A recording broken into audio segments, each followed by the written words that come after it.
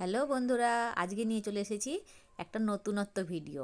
নতুনত্ব কাঁঠাল দেখে তো কোনো নতুনত্ব কিছুই লাগছে না, জানি তোমাদেরকে, কিন্তু নতুন পদ্ধতিতে কাঁঠাল ছাড়ানো। যারা যারা কাঁঠাল ছাড়াতে ভালোবাসো না তারা তারা এই ভিডিওটা দেখো, তাহলে আশা করছি খুব ভালো লাগবে কাঁঠাল ছাড়াতে। তো দেখে নাও, আর ভিডিওটা ফুল ওয়াচ করবে কিন্তু, তাহলেই বুঝতে পারবে কিভাবে আমি কাঁঠাল ছাড়াই। আর আমার এই ভিডিওটাতে যেভাবে কাঁঠাল ছাড়ানো দেখছো, তোমরা কে কে ছাড়িয়েছো অবশ্যই কিন্তু একটা কমেন্ট করে জানিও। দেখতে পাচ্ছ তো কী কী নিয়েছি, আর এইভাবে বটি টটি নিয়ে কি করছি, কাঁঠাল কাটছি। হ্যাঁ, এটা কাঁচা কাঁঠাল না, কিন্তু পাকা কাঁঠাল। দেখো, তেল, জল, বটি আর হচ্ছে আগেই পিস করে নিয়েছিলাম আমি। পিসটা করে নেওয়ার পরে তারপরে খেয়াল হয়েছে একটা ভিডিও তোমাদের সঙ্গে শেয়ার করাই যেতে পারে।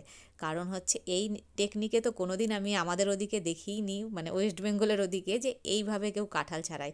দেখো, এই মানে কাঁঠালটা অর্ধেক ছিল, আমাকে একজন দিয়েছিল, ও অর্ধেক রেখেছিল আর অর্ধেক আমাকে দিয়েছিল। কারণ এখানে গোয়াতে আমি কাঁঠাল কিনে খুব কমই খাই। এক তো এইরকম ছোট ছোট পিস করে করে বিক্রি হয়, আর না হলে বড় গোটা কাঁঠাল যদি কিনবা তাহলে প্রচুর দাম হয়ে যায়। কারণ 700-800-র নিচে তুমি কাঁঠাল পাবে না, কি তার থেকেও বেশি, মানে ছোট সাইজগুলো 700-800-র মধ্যে পাওয়া যায়। আর এই খাজা কাঁঠালের তো খুব ডিমান্ড। দেখো এত সুন্দর দেখতে লাগছিল না, আমি তো মুখে তুলে দেখে মানে দিয়েই দিলাম। যে ভিডিও হচ্ছে সেটাও আমি অত ধ্যানে দিই না, কারণ কাঁঠাল ছাড়াতে ছাড়াতে আমার অভ্যাসটা আগাগোড়াতেই এরকম ছিল। যখন বাড়িতে ছিলাম, বাপের বাড়ি, শ্বশুর বাড়ি, যেখানেই ছাড়াতাম কিনা, মুখে তো দিতামই আমি। তো যাই হোক, এই যে দেখো কিভাবে, মানে প্রথমে 4টে পিস করে রেখেছি, তারপরে একটা একটা করে সবগুলো থেকে মানে খুব ভালো করে কেটে বের করে বেছে নিতে হবে। কিন্তু সত্যি কথা বলছি, কাঁঠালগুলো খুবই মিষ্টি। আর উপর থেকেও এতটা শক্ত, বুঝতেই পারছো, দেখো টেনে ছিঁড়া পর্যন্ত যায় না। মানে নিচের অংশটুকু তো ভালোভাবে বেরোয় আসা উচিত না, সেটাও বেরোয় আসে না, এতটা শক্ত এখানকার কাঁঠালগুলো।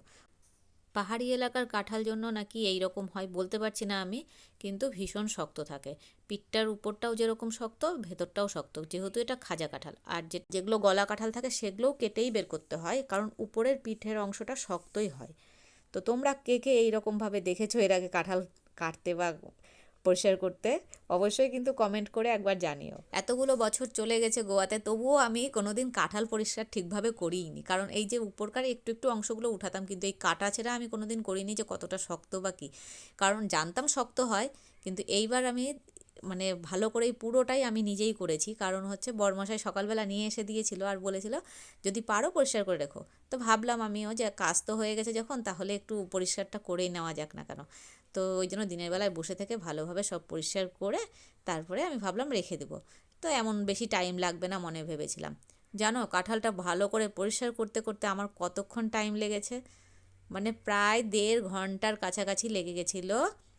মানে 1 ঘন্টা 20 মিনিট লেগে গেছিলো কাঁঠালটা পরিষ্কার করতে। ছাড়াচ্ছি আর এইভাবে খেয়ে নিচ্ছি, খেতে খেতে আর কতগুলো থাকবে বলো, জানি না কতগুলো বেঁচে থাকবে লাস্ট অবধি। তো এই যে দেখো, আমি পুরোটা ছাড়িয়ে কমপ্লিট করে নিয়েছি।